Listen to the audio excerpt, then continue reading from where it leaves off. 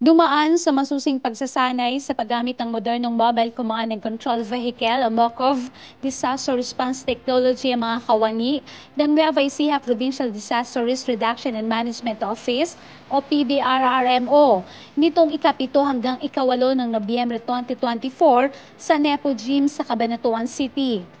Naging tagapagsanay nila ang mga empleyado ng MOCOV, katuwang ang DOST Region 3. Actually, ang tinuro namin is number one, yung use, kung paano siya gamitin, kung saan siya ginagamit, pati yung mga bagong technology na kinabit namin, so, like sa surveillance, sa communication. So, kahit po bagsak po lahat ng network, meron po tayong mga nilagay na technologies like Starlink, mga base radio po na magagamit natin sa laptops, desktop, computer.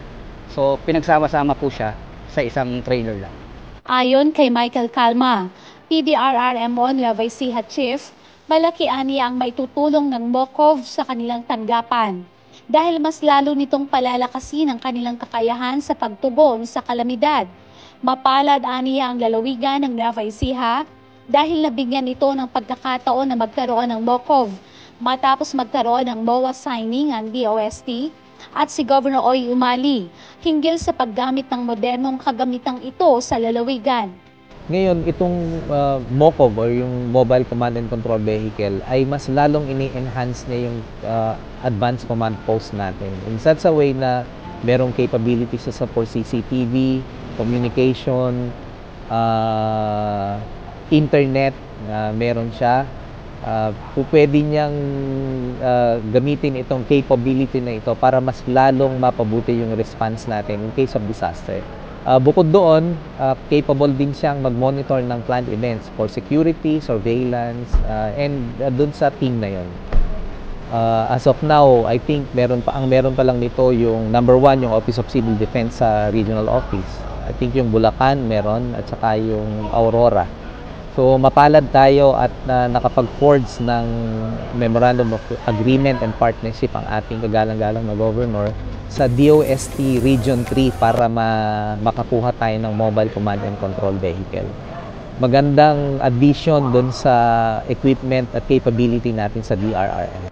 Ang Nueva Ecija ay ilan pa lamang sa mga lalawigan sa Central Luzon na nagkaroon ng MOCOV sa ilalim ng Community Empowerment through Science and Technology o CEST program ng DOST.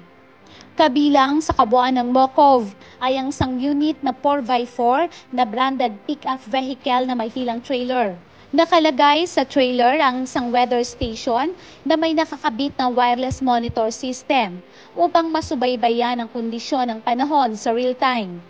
Mayroon itong drone remote control camera na ginagamit sa mga rescue operations at monitoring sa mga lugar na mahirap marating. May global satellite communication and surveillance equipment din ito upang matiyak ang tuloy-tuloy na komunikasyon at monitoring kahit sa malalayong lugar. Para sa agarang pagtulong sa mga biktima naman ng kalamidad, ay malaking tulong ang rescue at medical equipment nito gaya ng portable boat. Mayroon din itong conference room para sa mga koordinasyon at briefing ng mga miyembro ng response team. Pinapatakbo ito ng solar at wind power supply capabilities upang tiyakin ang operasyon ng MOCOV sa kabila ng mga power outage at kawalan ng supply ng kuryente. May backup power supply din ito, gaya ng generator set at inverter power system at battery. Ang MOCOV ay inimbento ni Engineer Dennis Abella na pinondohan ng DOST sa halagang 16.8 million pesos sa ilalim ng CEST program. Ang kabuang set ng isang MOCOV ay nakatakdang ipagkaloob ng DOST sa PDRRMO Nueva Ecija sa mga susunod na araw. Para sa Balitang Nueva Ecija, Wanet Boda nag-uulat sa DWNE Teleradyo ang inyong kakampi.